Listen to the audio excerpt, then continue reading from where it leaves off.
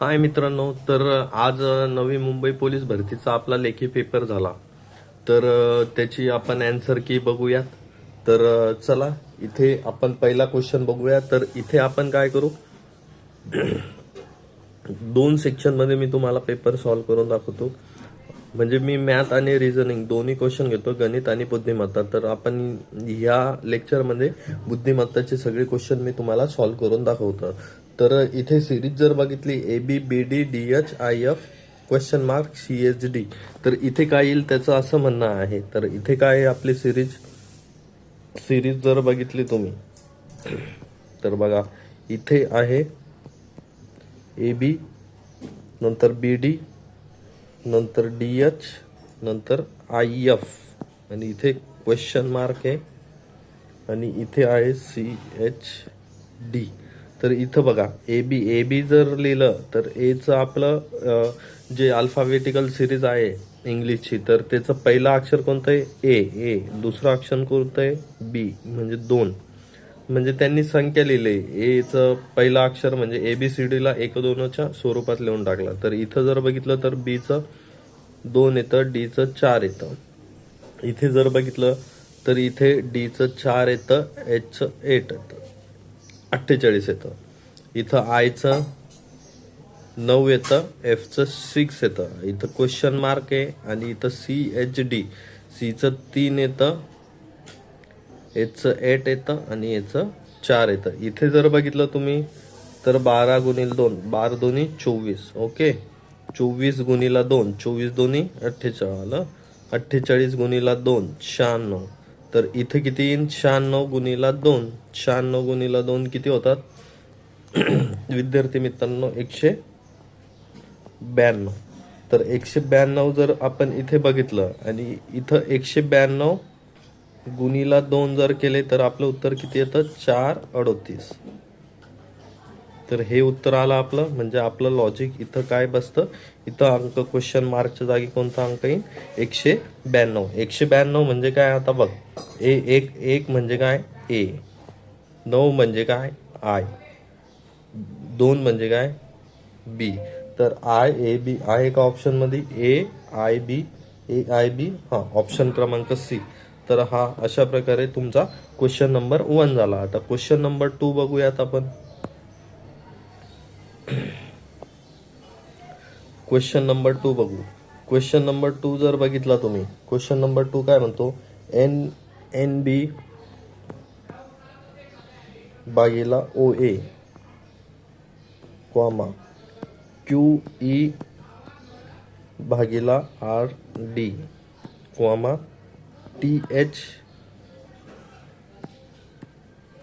भागीला UG, आणि इथं क्वेश्चन मार्क आहे. तिथं काय येईल ते म्हणता येईल. इथं काय OA ना. तर इथे जर बघितलं तुम्ही, जर इथं असं लॉजिक लावलं तर इथे काय येईल त्याचं असं म्हणणं आहे ना. तर हे इथं बघू, इथं. ओके, तर आपण शेवटचं जर लॉजिक बघितलं तर ए नंतर येतो बी, नंतर काय येतो सी येतो, पण त्यांनी सी सोडला आणि इकडं शेवटी डी लिहिला. ABCD, आणि हे ई, मग तो F सोडल GH, नंतर आय सोडल GHI, आणि इथे येईल JK. ओके, JK असणारा आपला ऑप्शन आहे का कुठे, तर ए ऑप्शन आहे. तर आपलं तेच उत्तर. पण तुम्हाला जर क्रॉस चेक करायचं असेल तर तुम्ही करू शकता. आता इथे कसं करणार तुम्ही, MNO. ओके, यन नंतर काय येतं NOP सोडला त्यांनी, QR लिहिलं, NOPQR, नंतर S सोडून TUV, नंतर इथं येईल W आणि X. तर हे आपलं क्रॉस चेक झालं. तर म्हणजे आपलं ऑप्शन काय येईल WK भागीला XJ, जे की ए नंबरचं आपलं ऑप्शन आहे. तर अशा प्रकारे आपलं दुसरं पण एक्झाम्पल झालं. आता तिसरं बघूयात आपण.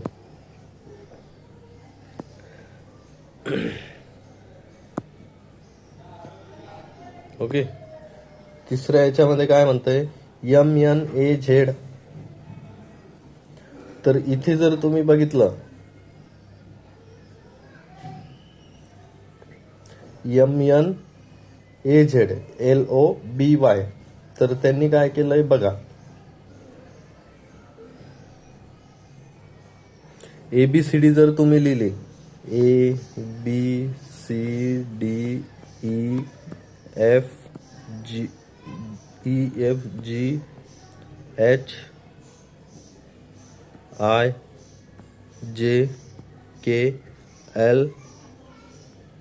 ABCDEFGHIJKLM, ओके, ABCDEFGHIJKLM, नंतर NOPQRSTUVWXYZ. इथे जर बघितलं तुम्ही, ओके, तर इथे बघा MN म्हणजे काय, यमच्या अपोजिटचा अक्षर कोणता आहे, एन. तर MN लिहिलं. नंतर AZचा अपोजिटचा अंक काय लिहिला, AZ लिहिला. नंतर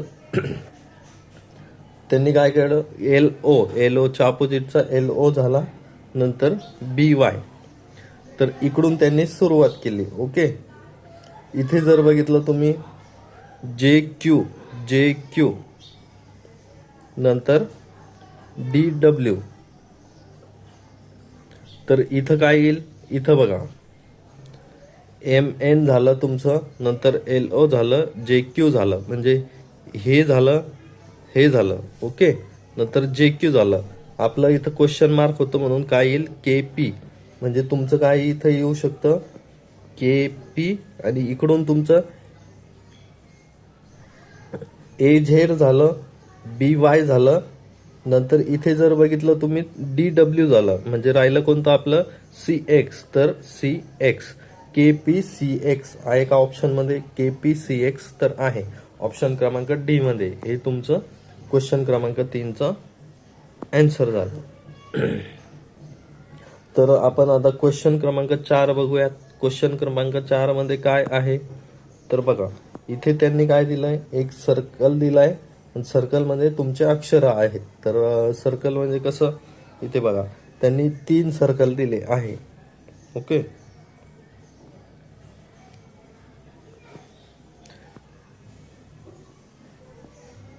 तीन सर्कल जर बघितले आपण तर असं आहे. ओके, तर इथे जर बघितलं तर इथे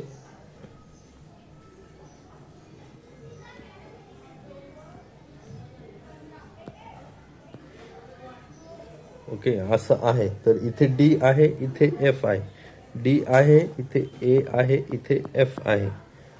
इथे G आहे, इथं D आहे, इथं I आहे. नंतर जर बघितलं तुम्ही इथं क्वेश्चन मार्क आहे. ओके, क्वेश्चन मार्क आहे, इथं H आहे आणि A आहे. H आहे आणि A आहे. तर एचं आपल्याला माहिती आहे, ए किती नंबरला असतो, 1 नंबरला. F किती नंबरला असतो, 6 नंबरला. हे झालं 16. आणि D किती नंबरला असतं, H. म्हणजे इथं काय दिसतंय तुम्हाला, 4चा वर्ग जर केला आपण तर तो 16 दिसतोय. इथे जर बघितलं, इथं G आहे. G काय असतो, G 7 नंबरच्या अक्षरला असतो.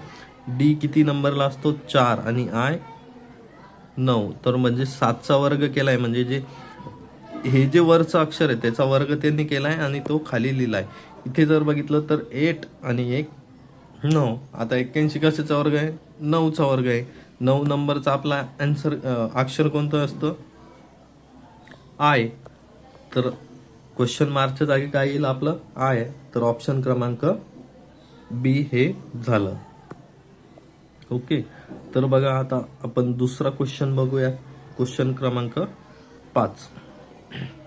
क्वेश्चन क्रमांक 5 काय म्हणतो, इथे कसं आहे माहिती आहे का, 2 ट्रायंगल दिले, मग एक स्क्वेअर दिलाय, नंतर क्वेश्चन मार्क. नंतर 2 स्क्वेअर दिले, एक ट्रायंगल दिलाय, मग क्वेश्चन मार्क. तर अशा प्रकारे आहे. तर इथे कसं येईल बघा, इथे जर तुम्ही सिरीज जर लावली तर 2 ट्रायंगल आता तुम्हाला इथे इथे दिसतील बघा, इथं आहे 2 ट्रायंगल, चौकोन, 4-4ची जर तुम्ही हे लावले 4-4 गटांची, कसं असं इथे बघा 1 2 3 4, ओके, 1 2 3 4, 1 2 3 4, 1 2 3 4 असं. म्हणजे पहिल्या याच्यामध्ये काय ट्रायंगल आहे पहिले, नंतर परत ट्रायंगल आहे, नंतर चौकोन आहे, नंतर क्वेश्चन मार्क आहे, ओके. नंतर जर दुसरी 4ची सिरीज बघितली तर चौकोन आहे, चौकोन आहे, नंतर ट्रायंगल आहे, नंतर क्वेश्चन मार्क आहे. तिसरी बघितली तर 2 ट्रायंगल आहे, एक चौकोन आहे, नंतर परत ट्रायंगल आहे. तिसरी जर बघितली तर एक क्वेश्चन मार्क येईल तिथं, नंतर इथं एक चौकोन आहे, एक ट्रायंगल आहे, इथे तुमचा क्वेश्चन मार्क, आणि इथे काय आहे तुमचा, इथे एक चौकोन आहे. जर तुम्ही इथे जर ऑब्झर्व केलं तर बघा, हा आणि हा तुम्हाला सेम वाटतोय, हा आणि कसा, तर बघा दुसरा जर बघितला आपण तर इथे क्वेश्चन मार्क आहे, ओके. तर इथे बघा, इथे तुम्हाला ट्रायंगल दिसतोय हा, आणि इथे पण दिसतोय, इथे तुम्हाला चौकोन दिसतोय, इथे पण दिसतोय. तर हा आणि हा तर आपल्याला सिमिलर वाटतोय. म्हणजे हे काय असू शकतं बा, ट्रायंगल ट्रायंगल चौकोन, आणि मग इथं काय येईल ट्रायंगल, म्हणजे याच्यासारखं आपण केलं, ओके. आता याला याच्यासारखं जर केलं तर इथे काय येईल, इथे चौकोन आहे म्हणून इथे क्वेश्चन मार्क होतोय, म्हणून इथे चौकोन येईल, चौकोन चौकोन ट्रायंगल ट्रायंगल, इथे काय येईल मग चौकोन येईल. म्हणजे आपलं पहिल्या क्वेश्चन मार्क वरती काय ट्रायंगल, दुसऱ्या क्वेश्चन मार्क वरती काय चौकोन, आणि तिसऱ्या क्वेश्चन मार्क वरती काय तर चौकोन. तर ते ऑप्शन आहे का, तर ऑप्शन क्रमांक डी मध्ये तुम्हाला दिसेल. तर अशा प्रकारे आपलं क्वेश्चन क्रमांक 5 हे झालं. आता क्वेश्चन क्रमांक 6 जर बघितला, 2 3 6 10 18 27 54 81 162, तर इथं सिरीज रॉंग नंबर सिरीज आहे ही. म्हणजे 2 3 6 10 18 27 54 81 आणि 162. इथे बघा, इथे जर तुम्ही अल्टरनेट नंबरने जर गेला, हे बघा 2 गुणीला 3 जर केले तर 6 येतात, 6 गुणीला 3 जर केले तर 6 त्रिक 18 येतात, 18 गुणीला 3 जर केले 18 त्रिक 54 येतात, 54 गुणीला 3 जर केले तर 4 त्रिक 12, 5 त्रिक 15 आणि 1 16, 162 येतात, ओके. म्हणजे ही सिरीज आपली बरोबर आहे. इथे जर बघितलं तुम्ही 27 गुणीला, म्हणजे इथे जर बघितलं तुम्ही, ओके, मी हे कट करतो म्हणजे तुम्हाला कळेल. आता आपण ही बघितली, इथे जर बघितलं 27 गुणीला 27 त्रिक 81 होतात. आता मग ही आणि ही, ओके. इथं 3 गुणीला जर आपण 3 केले असते तर इथं 10च्या ऐवजी 9 आले असते. 9 गुणीला 3 जर केले असते 9 त्रिक 27 आले असते, ओके. म्हणजे आपला ह्यो 10 जो दिलाय तो चुकीचा इथं दिलाय. तर आपला ऑप्शन काय होऊन जाईल, सी. रॉंग नंबर सिरीज मध्ये सी हे चुकीचा अंक दिलाय. त्यांनी खालील संख्या मालिकेत विसंगत संख्या ओळखा, म्हणजे जी चुकीची आहे ती संख्या ओळखायला सांगितली. तर त्याचं उत्तर किती येईल आपलं, 10 हे उत्तर येईल. आता जर बघितलं पुढं बघा, एका सांकेतिक भाषेत 264 ही संख्या 498 अशी लिहितात, तर सांकेतिक भाषेत 363 ही संख्या कशी लिहिणार. तर इथे जर बघितलं आपण 264 आहे, तिला कसं लिहिलं 498. तर इथे तुम्ही बघा 4 हा डबल होतोय, 2 हा डबल होतोय, पण 6 आणि 9 म्हणजे हा डबल होत नाही. म्हणजे इथं मल्टिप्लिकेशनचं लॉजिक नाही आहे. लॉजिक तुम्ही बिल्टअप करायला शिका. म्हणजे रट्टा नका मारू की कसं होईल. आता इथं प्लस मायनस जर केलं, इथं +4 केले, इथं +2 केले, इथं +3 केले, म्हणजे इथं पण आपलं लॉजिक लागत नाहीये की जर इथं +4 केले आपण तर हे 8 होत आहे. इथं +2 केले म्हणजे तीच संख्या जर मिळवली, म्हणजे 2 आहे ना, 2 मध्ये 2 मिळवले तर 4 होतात, 4 मध्ये 4 मिळवले तर 8 होतात, पण 6 मध्ये 6 मिळवले तर 12 होत आहे. पण इथं 9 आहे, म्हणजे हे पण लॉजिक आपलं इथं काम करणार नाही. तर आपण काय करू, इथे बघू. इथं जर ह्या संख्येतून ही संख्या मायनस केली तर उत्तर किती येईल आपलं? उत्तर येईल 4 3 2 234. ओके, 4 3 2. आता दिलेली संख्या कोणती आहे? 363. आता 363 आहे ना, जर त्याच्यामध्ये जर ही मिळवली तर 7 9 5 7 9 5 आपलं ऑप्शन मध्ये आहे का? तर आहे. म्हणजे आपलं इथे हे लॉजिक काम करतंय. म्हणजे काय केलं आपण? डिफरन्स घेतला. डिफरन्स किती आला? 234चा डिफरन्स आला.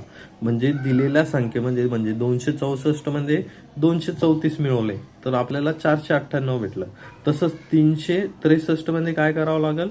234 ऍड करावं लागेल, तर आपल्याला 597 ही संख्या भेटली. ती ऑप्शन मध्ये आहे. म्हणजे आपलं हे लॉजिक इथे बरोबर ॲक्युरेट असेल. तर मित्रांनो, हा पेपर असा होता की तुम्हाला बुद्धिमत्तेमध्ये 25 पैकी 25 हे मार्क्स पडण्याचे चान्सेस काय तुम्हाला 100% पडले असते. एवढे सोपा हा पेपर होता. तर इथे जर बघितलं तर इथे बघा, 8 7 चौकोनामध्ये 2 दिलाय, नंतर 6 11 दिलाय. तर इथे जर तुम्ही लॉजिक लावला, नंतर 3 2 दिलंय, 4 7 दिलंय, चौकोनामध्ये 6 दिलंय, 8 1 आणि 9 5 दिलंय, आणि क्वेश्चन मार्क तुम्हाला काढायचा सांगितला आहे. तर अशा लॉजिकमध्ये काय करायचं मित्रांनो, बघा इथे तुम्हाला मल्टिप्लिकेशन, ऍडिशन किंवा मग सबट्रॅक्शन या दोन्ही पैकी, या चारी पैकी कोणतं तरी एक लॉजिक फिट बसू शकतं. तर ते जर करायचं म्हणलं तर आपण बघू, 11 आणि 7 किती होतात? 18. आणि 8 आणि 6 किती होतात? 8 आणि 6 होतात 14. तर 18 मधून 14 गेले, 4 उरतात, तर इथं 2 आले आहे. तर इकडे बघू, 7 आणि 2 9, 4 आणि 3 7, 9तून 2 गेले, 9तून 7 गेले तर 2, तर पण इथं 6 आले, म्हणजे हे लॉजिक नाही आहे. तर इकडे जर दुसरं लॉजिक जर बघितलं, 7 आणि 8, म्हणजे आपण आता अशी बेरीज केली होती, आता अशी करून बघू ना. म्हणजे 8 7 आहे ना, 8 7 6 11 आहे, आणि इथे 2 आहे. तर आपण अगोदर काय केलं? अगोदर केलं ही. तर आता ही वरची करून बघू. वरची जर केली आपण, 7 आणि 7 14 आणि 1 15 होतात, आणि इथं 11 आणि 6 17 होतात. तर 17 म्हणून जर 15 काढले तर 2 येत आहे. पण ते जर इकडं लॉजिक ते लागतंय का आपण ते बघू. इकडे जर आपण गेलो तर इथे 6 आहे, इथे 3 आहे, इथे 2 आहे, ते 4 आहे आणि 7 आहे. 3 आणि 2चा बेरीज केली तर 5 होतात. 7 आणि 4चे 11 होतात. 11 मधून जर 5 काढले आपण तर 6 उरतात. म्हणजे आपलं लॉजिक हे जे आहे हे एकदम ॲक्युरेट आहे. तेच लॉजिक इकडे लावायचं. ते लावल्यानंतर कसं होईल बघा. ते लॉजिक जर तुम्ही इकडे लावलं तर ते कसं होईल? इथं 8 + 1 करू आपण, ते किती होईल? 9. आणि इकडे 9 + 5 किती होईल? 14. 14 म्हणून जर 9 काढले किती होईल? 5. 5 आहे का ऑप्शन मध्ये? तर आहे. म्हणजे हे लॉजिक आपलं करेक्ट आहे. तर अशा प्रकारे ऑप्शन क्रमांक सी हे आपल्या या आन्सरचं उत्तर आलं. तर इथे बघू शकता तुम्ही, अशा प्रकारे लॉजिक हे होतं. तर पुढचा क्वेश्चन बघू. खालील शब्दांच्या गटात न बसणारा शब्द ओळखा. तर आपल्याला हे दिलं आहे. त्यांनी काय दिलंय? नाशिक, उज्जैन, हरिद्वार, मथुरा. तर आता जर तुम्हाला माहित असेल की कुंभमेळा हा कुठे कुठे भरतो, तर तुम्ही याचं उत्तर देऊ शकता. कारण आता पुढचा कुंभमेळा हा महाराष्ट्रात आहे, नाशिक ह्या जिल्ह्यामध्ये. तर उज्जैनला पण कुंभमेळा भरतो, नाशिकला पण भरतो, हरिद्वारला पण भरतो. मग मथुरामध्ये भरतो का? तर नाही. तर आपला ऑप्शन काय येईल? मथुरा. आता पुढचं बघा, 11 नंबरचा क्वेश्चन आहे. खालील गटातील शब्दांचा योग्य क्रम लावल्यास मधोमध कोणता शब्द येईल. तर इथे मधोमध कोणता शब्द येईल असं आहे. तर यांनी होळी, गणेश चतुर्दशी, दसरा, मकर संक्रांती, दिवाळी. तर आपण जर विचार केला विद्यार्थी मित्रांनो कसा, तर बघा मकर संक्रांती जानेवारी महिन्यात असते, 14 जानेवारी. तर मकर संक्रांती जर पहिले जर घेतला आपण, मकर संक्रांती घेऊ. मकर संक्रांती नंतर काय ती फेब्रुवारी मार्च मध्ये होळी येते. ओके, होळी येते. होळी नंतर काय येतं, होळी नंतर येतं गणेश उत्सव, गणेश चतुर्दशी. ओके, नंतर येतो दसरा, नंतर येते दिवाळी. ओके, तर मधला काय गणेश चतुर्दशी. पण इथं ऑप्शन मध्ये नाहीये. म्हणजे आपलं हे जर आपण लॉजिक लावलं तर हे बरोबर नाहीये. का, तर हे आपण लावलं इंग्रजी महिन्यानुसार. म्हणजे जानेवारीमध्ये हा येतो, मग कुठेतरी ऑक्टोबर नोव्हेंबरमध्ये दसरा दिवाळी येते, गणेश चतुर्दशी सप्टेंबरमध्ये येते, असं लॉजिक लावलं आपण. पण ते तसं नाहीये. तर त्यांनी मग मराठी महिन्यानुसार आपण चेक करू. मराठी महिन्यानुसार जर आपण चेक केलं तर इथे कसं करू शकतो आपण, बघा पहिले दसरा जर घेतला, मग दिवाळी घेतली, नंतर मकर संक्रांती, नंतर होळी, नंतर गणेशोत्सव. तर मकर संक्रांती हा मध्ये येतोय आपल्या. तर मकर संक्रांती आहे का, तर आहे. तर ऑप्शन क्रमांक डी हे आपलं उत्तर असू शकतं. ओके,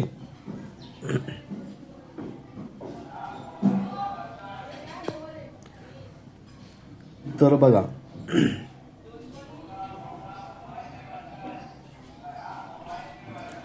तर आपण याचं एकदा क्रॉस चेक करून घेऊ, म्हणजे डाऊट नसायला नको. तर एकदा गुगलला कॅलेंडर आहे का याच्यात, कॅलेंडर. ओके,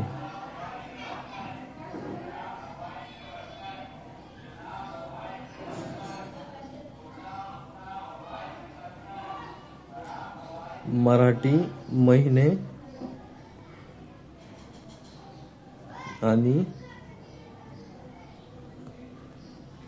त्या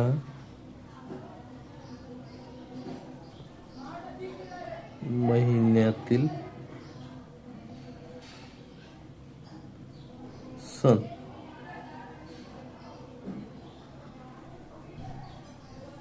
हे जर सर्च केलं आपण,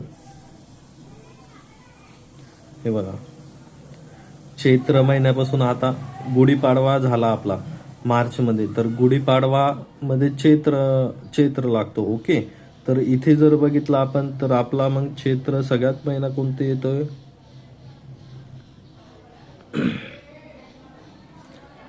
भाद्रपद महिन्यात आपली गणेश चतुर्दशी येते. म्हणजे पहिले गणेश चतुर्दशी येईल. ओके, नंतर काय येईल, नंतर दसरा येईल, नंतर दिवाळी येईल,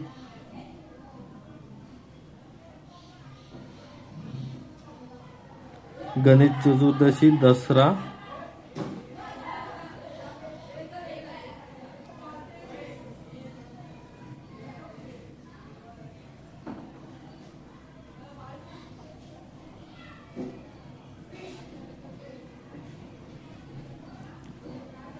धुळीवंदन, मकर संक्रांती. म्हणजे आपलं अगोदर काय येईल बघा, गणेश चतुर्दशी आली, नंतर दसरा आला, नंतर दिवाळी आली, नंतर मकर संक्रांती आली, नंतर होळी आली. जर विचार जर केला आपण मराठी महिन्यांचा, आपण किंबहुना आपण काय करतो माहितीये का, आपल्याला मराठी महिने लक्षात नसतात. पण जर तुम्ही पाहिला गुढीपाडवा आपला चैत्र महिन्यामध्ये सुरू होतो. इथून पुढे जर तुम्ही लॉजिक जर लावलं असतं, म्हणजे पहिला सण आपला कोणता आला असता, गुढीपाडवा. गुढीपाडव्यानंतर म्हणजे होळीच्या नंतर गुढीपाडवा येतो ना, म्हणजे आपली सुरुवात तर होळीपासून होणार नाही. पुढचा सण कोणता येईल, गणेश चतुर्दशी. जर असं जर लॉजिक लावलं असतं तर म्हणजे आपलं उत्तर काय आलं असतं, गणेश चतुर्दशी इथं आलं असतं. ओके, म्हणजे गणेश चतुर्दशी तुमची अगोदर आली असती, नंतर दसरा आला असता, नंतर दिवाळी आली असती, नंतर मकर संक्रांती आली असती, नंतर होळी आली असती. तर मधला सण जो होतोय आपला तो दिवाळी होतोय. ओके, तर अशा प्रकारे इथे तुम्ही लॉजिक लावू शकता. आता बघा, धातू सोडियम सल्फर या घटकामधील संबंध दर्शवणारी कोणते वेन आकृती आहे. आता वेन डायग्रामची आहे. धातू हा धातू तुम्हाला माहित पाहिजे. जर धातू जर बघितला तर सोडियम हा धातू आहे आणि सल्फर हा अधातू आहे. म्हणजे काय येईल, धातू काय आहे तर सोडियम, म्हणजे सोडियम हा हे सोडियम आहे आणि हे धातूमध्ये मोडता सोडियम, त्याच्यामुळं इथं काय येईल, ही व्हेन डायग्राम अशी येईल आणि अधातू तर अलग राहील. म्हणजे अशा प्रकारे धातूमध्ये सोडियम हा धातू, ओके, आणि अधातू वेगळा प्रकार आहे. तर त्याच्यामुळे ए हे आपला ऑप्शन करेक्ट राहील. अशी आकृती कोणती दिसते आपल्याला तर ए ही दिसते आहे. बघा आता दुसरं बघा, इथे काय म्हणलंय, एक त्यांनी डाईस दिलाय. डाईस मध्ये काय म्हणलंय खाली दर्शवलं आहे. तर त्यांनी म्हणलं आहे तर एक अंक असलेल्या पृष्ठाच्या विरुद्ध पृष्ठावर कोणता अंक येईल असं त्यांचं म्हणणं आहे. तर इथे पहिला डाईस जर बघितला 2 3 4, दुसरा जर बघितला 3 2 1, तर तिसरा बघण्याची गरज नाही. कारण काय झालं, इथं 3 2 3 2 दोन्ही डाईस मध्ये सेम आहे. जर आपण ते जर लिहिले, कोणत्या पण दिशेने लिहा तुम्ही, 3 2 4 असे जर लिहिले क्लॉकवाईज घड्याळीच्या दिशेने, 3 2 4 सेम तसेच इथून सुरू करा.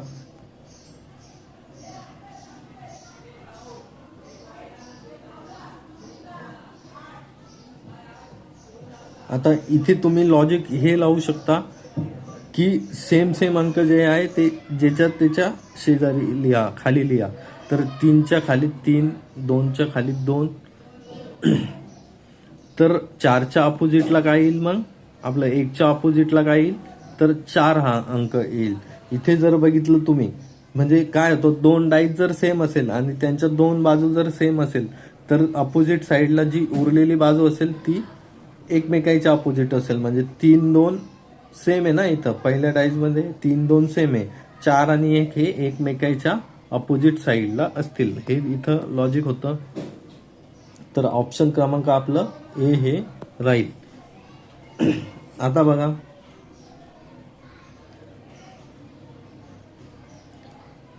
खाली दिलं आहे, खालील आकृतीत किती चौरस आहे. खालील आकृतीत किती चौरस आहे तर त्यांनी असं म्हणलेलं आहे. इथे जर आपण गेलो, इथे कसं करायचं बघा, हा एक चौरस आहे,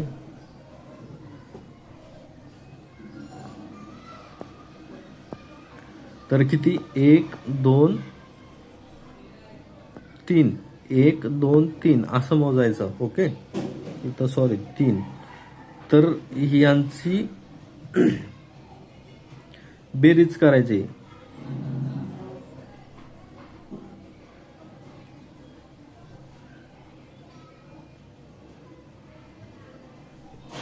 यांचा गुणाकार करायचा, म्हणजे 3 गुणिला 3, ओके, प्लस 2 गुणिला 2 प्लस 1. तर हे आपलं उत्तर राहील. इथं किती राहील, 3 त्रिक 9 प्लस 4 प्लस 1, म्हणजे हे किती येईल 14. म्हणजे आपला ऑप्शन किती राहील बी. तर हे अशा प्रकारे तुम्ही मोजू शकता. किती चौरस आहे, 14 चौरस आपल्याला दिसतील इथं. इथे जर बघितलं तुम्ही, ओके, 14 चौरस. नाही तुम्हाला तसं कळत असेल तर तुम्ही सरळ जर चौरस काढले आणि ते मोजले तरी चालेल. ओके, हे तुम्हाला इथे किती 1 2 3 4 5 6 7 8 9 9 तर इथे दिसले तुम्हाला. ओके, 9 आणि हा एक मोठा एक, हा 10 झाला. ओके, हा 11, हा 12, ओके, हा 13 आणि हा एक 14.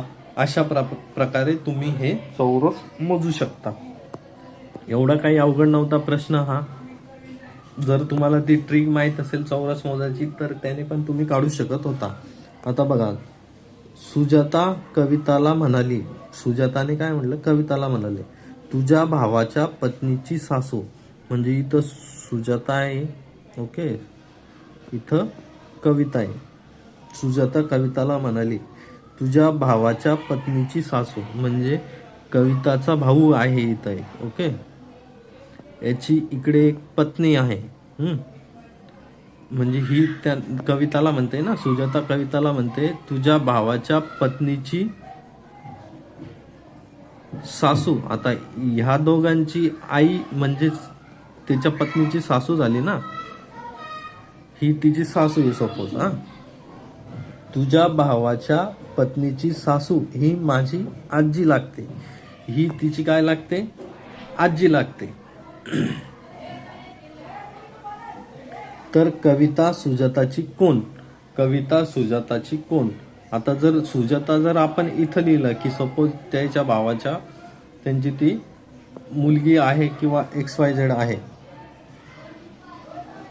कविता सुजाताची कोण, तर इथे जर बघितलं, तुझ्या म्हणजे सुजाता कविताला म्हणते की तुझ्या भावाची पत्नीची सासू ही माझी आजी लागते. म्हणजे या दोघांची ती मुलगीच असेल ना. तर मग ही तर सपोज काही असू द्या, जेंडर मेल असू द्या, फिमेल असू द्या, तर कविता ही कोण झाली, याची आत्या झाली ना. जर आपण जर ऑब्झर्व केलं तर कविता हे फिमेलसाठी यूज केलं जातं, म्हणून तिथं आत्या आपण हे ऑप्शन लिहू शकतो. आता बघा पुढचा क्वेश्चन बघा. रश्मी तिच्या आईपेक्षा 27 वर्षांनी लहान आहे. म्हणजे रश्मी तिच्या आईपेक्षा 27 वर्षांनी लहान आहे.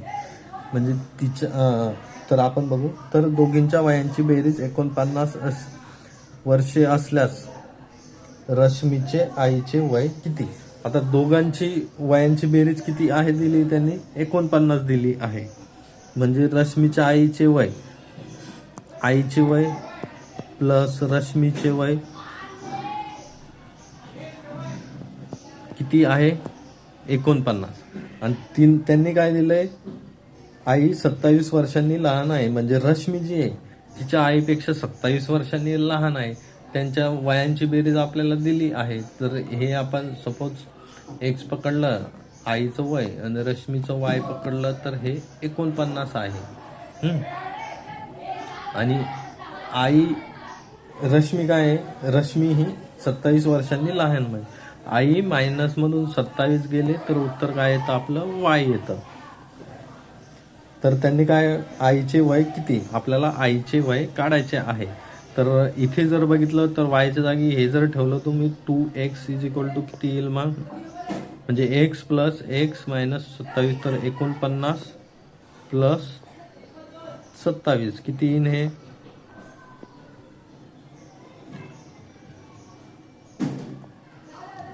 तर x = आपलं येईल 33 वर्ष आहे काय. तर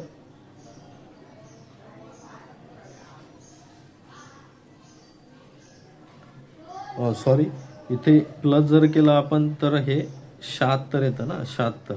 76 भागीला 2 जर केले तर 2 × 6 2 × 8 = 16, 38 हे उत्तर येईल आपलं. तर अशा प्रकारे हे तुम्ही सॉल्व करू शकत होता. जर इथे तुम्हाला जर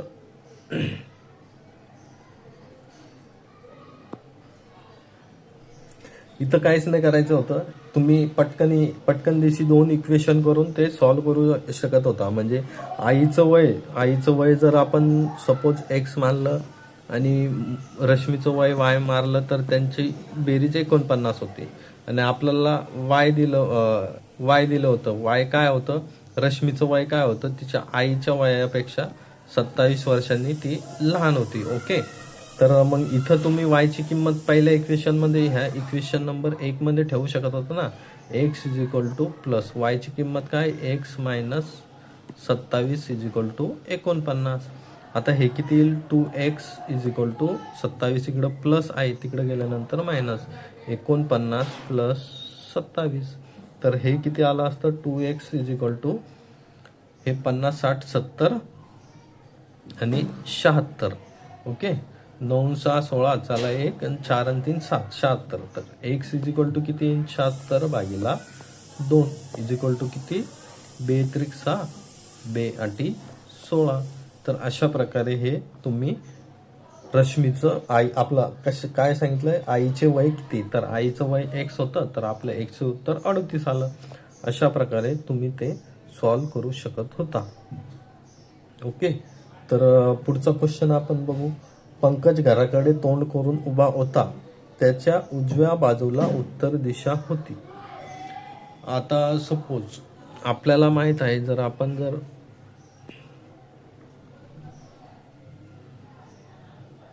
इकडं उत्तर असतं इथं दक्षिण असतं इकडं पूर्व असतं आणि इकडं पश्चिम असतं. ओके इंग्लिशमध्ये जर म्हणलं तर NEWS north south east west. Okay तर काय म्हणलंय पंकज घराकडे तोंड करून उभा होता त्याच्या उजव्या बाजूला उत्तर दिशा आहे. मग पंकज काय करत होता घराकडे तोंड करून उभा होता. जर आपण त्याच्या उजव्या बाजूला म्हणजे जर त्याचं तोंड जर इकडं असेल तर त्याची उजवी बाजू ही आहे ना. ओके तर ह्या बाजूला उत्तर दिशा आहे उत्तर दिशा होती तर तो 3 वेळा काटकोनात डावीकडे वळाला. आता त्याचं तोंड इकडे आहे. ओके म्हणजे तो 3 वेळा वळाला ना. त्याचं घर सपोज इकडं आहे हे त्याचं घर झालं. घराकडे तोंड करून तो उभा होता तर त्याच्या उजव्या बाजूला उत्तर दिशा होती म्हणजे त्याचं तोंड इकडं होतं. आता याच्यानुसार तो इकडे तोंड करून उभा आहे तर तो 3 वेळा काटकोनात डावीकडे वळाला. त्याची ही उजवी बाजू होती आणि ही डावी बाजू होती म्हणजे तो इकडे तोंड करून तो वळेल. तर तो 3 वेळा वळाला म्हणजे पहिल्या वेळीच तो मग इकडे जाईल.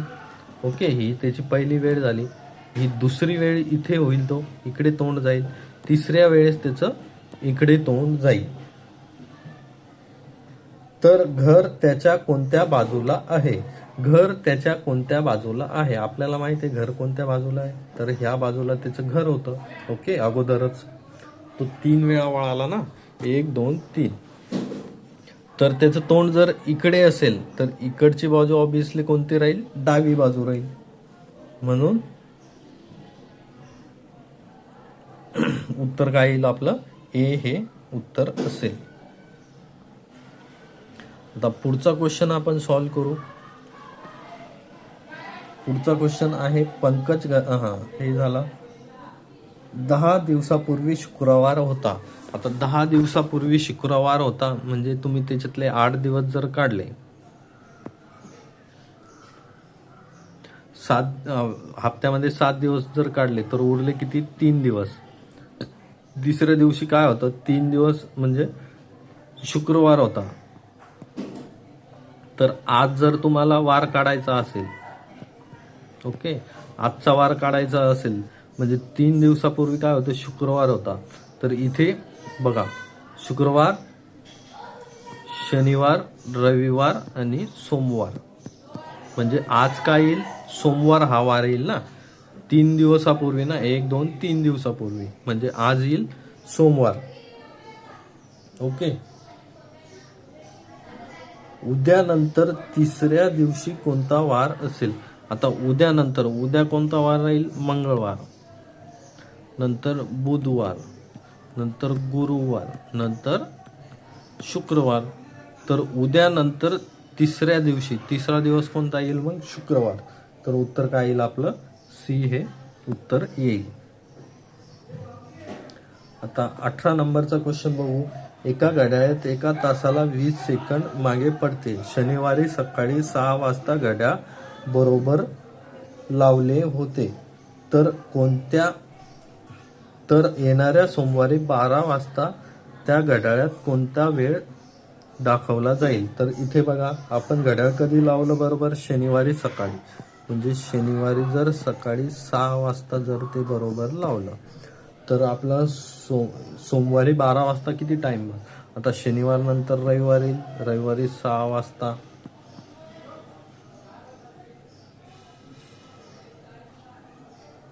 ओके, नंतर येईल सोमवारी 6 वाजता. तर हे 24 तास झाले. नंतर हे 24 तास झाले. ओके, 24 आणि 24 48 तास झाले. आणि सोमवारी 12 वाजता ना, म्हणजे सोमवारी 12, तर हे 6 तास झाले. 24 दोन्ही 48, 48 प्लस 6 54 तास झाले. ओके, 20 सेकंद मागे पडतंय, म्हणजे याला 20 ने गुणून टाका तुम्ही, किती येईल ते 1080 सेकंद. म्हणजे ते काय होईल, 1080 सेकंद मागे जाईल. तर त्याला जर आपण मिनिटामध्ये कन्वर्ट केलं तर डिवायडेड बाय 6 जर केलं तर 6 1 6 sin 8 48, म्हणजे ते किती 18 मिनिटं मागे पडेल. 18 मिनिटं म्हणजे आता जर सोमवारी 12 वाजलेले असतील तर ते 12 पेक्षा 18 मिनिटांनी मागे पडेल ना. म्हणजे ते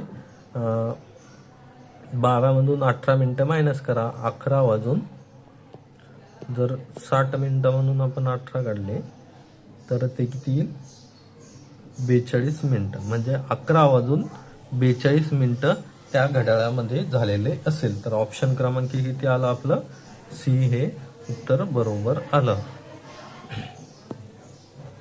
ओके, तर बघा दुसरा प्रश्न बघा. एका रांगेत माया मध्यभागी उभी आहे.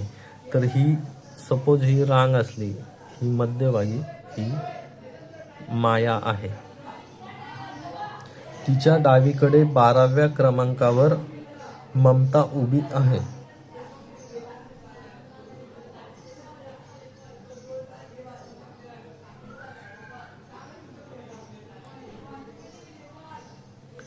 त्यांनी काय सांगितलं आहे, एका रांगेत माया ही मध्यभागी उभी आहे. जर ती मध्यभागी जर उभी आहे, तिच्या डावीकडे 12व्या क्रमांकावर ममता उभी आहे. डावीकडे 12व्या क्रमांकावर जर म्हणलं तर ही ममता आहे.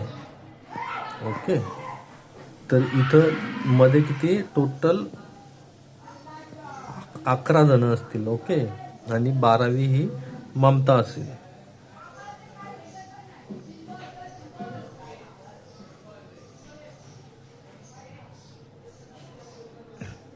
व तिच्या उजवीकडे 8व्या क्रमांकावर मीना उभी आहे.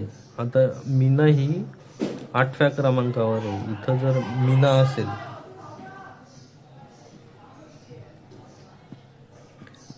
आठव्या क्रमांकावर, तर त्यांच्यामध्ये 7 व्यक्ती असेल.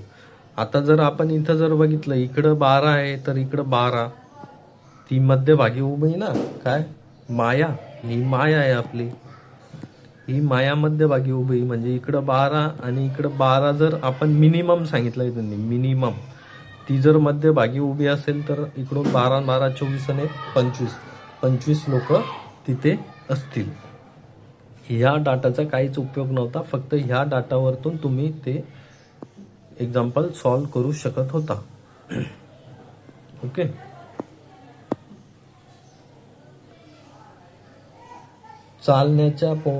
चालण्याला पोहणे म्हणले, पोहण्याला सरपटणे म्हणले, सरपटण्याला उडणे म्हणले, उडण्याला धावणे म्हणले, आणि धावण्याला बागडणे म्हणले. तर साप हा खालीलपैकी कोणत्या प्रकारचा प्राणी म्हणला जाईल.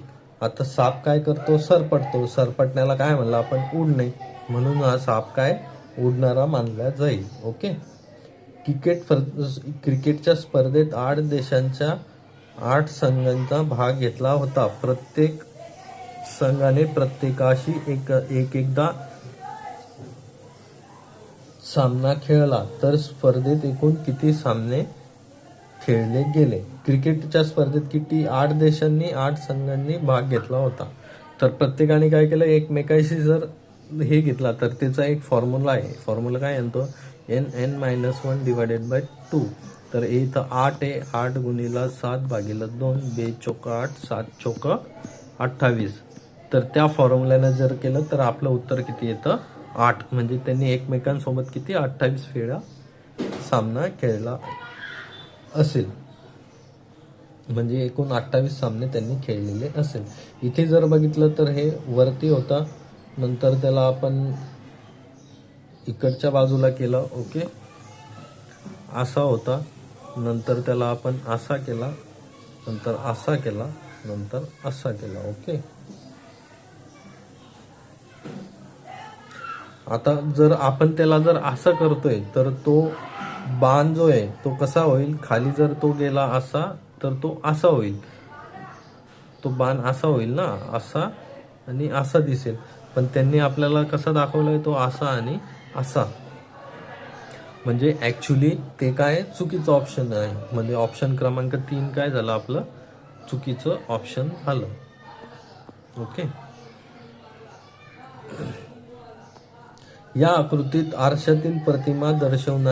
तर चला पुढचा क्वेश्चन बघू. पुढचा क्वेश्चन काय आहे, तर SUN दिलंय, या आकृतीत आरशातील प्रतिमा दर्शवणारा पर्याय कोणता.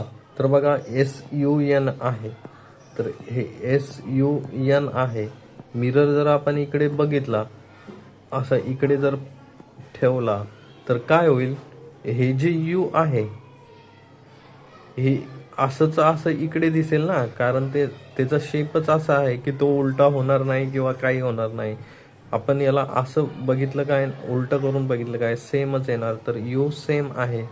तर आपलं जर पर्याय जर बघितले ABD, इथं U तुम्हाला असा उलटा दिसेल, पण तो उलटा कसं काय होईल, मिरर जर आपण इकडे पकडला तर तो U असंच असं राहील. तर ऑप्शन क्रमांक C आहे आपलं, त्याच्यावरतून उत्तर झालं.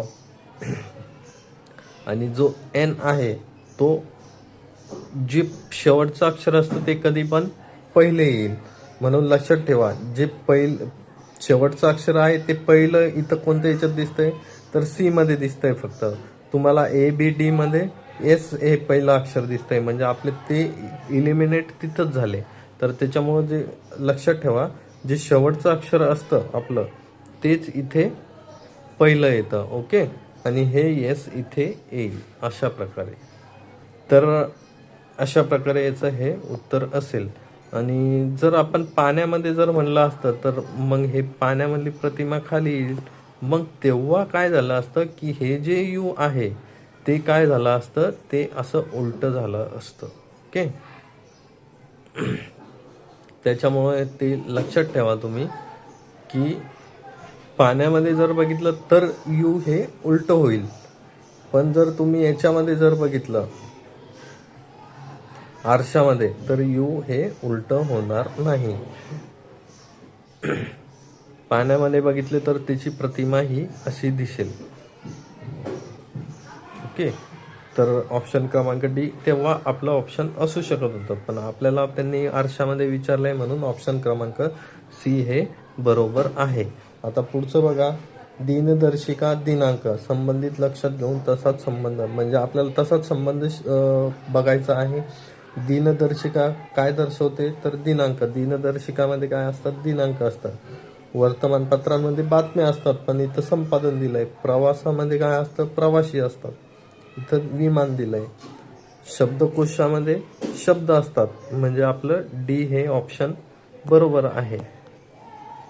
वेळमध्ये काय असतं, वेळामध्ये सेकंद नसतात, घड्याळामध्ये सेकंद असतात. ओके, तर हे तुम्हाला लक्षात घ्यायला, इथं कन्फ्युजन होऊ शकतं विद्यार्थ्यांचं की बाबा दिनदर्शिकामध्ये दिनांक दर्शवतात तर वेळ हा सेकंदामध्ये दर्शवतात. तर तसं नाही, वेळ हा काय केला जातो, सेकंद प्लस मिनिट प्लस हवर, म्हणजे सेकंदामध्ये, मिनिटामध्ये आणि तासामध्ये, अशा तिन्ही याच्यात तुम्ही वेळ दर्शवू शकता ना. तर आपलं B ऑप्शन राहणार नाही.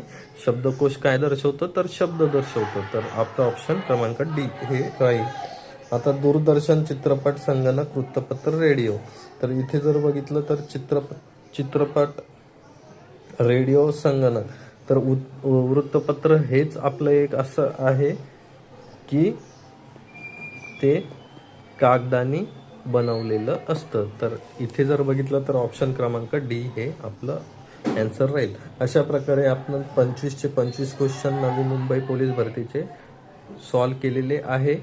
तर नक्कीच आपल्या चॅनलला फॉलो करा, सबस्क्राईब करा. पुढचा 25 क्वेश्चन मॅथचे क्वेश्चन मी लगेचच त्याचा एक वेगळा व्हिडिओ घेऊन येईल. धन्यवाद.